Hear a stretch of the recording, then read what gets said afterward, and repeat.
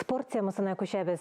Көрәшчеләребез Казанның Акбарс көрәш сарайында каһарман шагыйрь Муса Жәлил истәлегенә «Ватаным Татарстан» газетасы гамәлгә куйган милли көрәш бәйгесендә көч сынашты. Бәйгедә хәбәрчебез Искәндәр Гыймалдинов булып кайтты. Хәзерге минутларда көрәш буенча ярышларда җиңүчеләрнең исемләре билгеле булыр.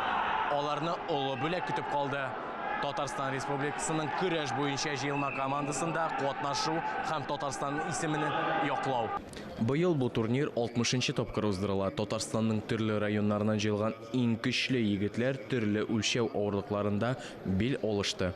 350-дән артык көрәшче килгән иде, 45 район.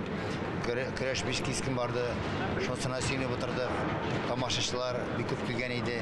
Һәм алар һәрбер үзенең яраткан көрәшчесенә көч биреп утырдылар. Һәрбер учауларында беренче урынны алырга лаеклы 5-6 көрәшчебез бар.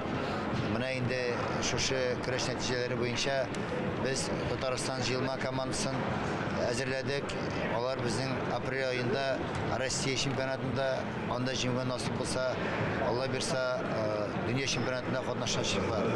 Быел көрәш турнирында яңалыклар да бар иде. Яңа үлчәү авырлыгы барлыкка килде. 115 килограммлы үлчәү категориясын булдыру авыр үлчәүдәге көрәшчеләр арасында көрәшне гаделрәк итеп үткәрү мөмкинлеген бирде.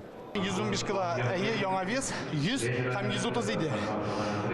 Башка веса 60-65 теге 5 бар бит.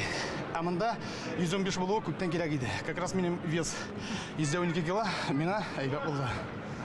Монсында авырак булды шусыннан да. Төрле ел булды инде. Бу яңа соперник яшьләрдән килеп чыкты. Ярышларда беренче урынны Лаеш районы командасы яулады. Икенче урынга Ярчаллы командасы чыкты. Өченче булып Теләче районы спортчылары танылды.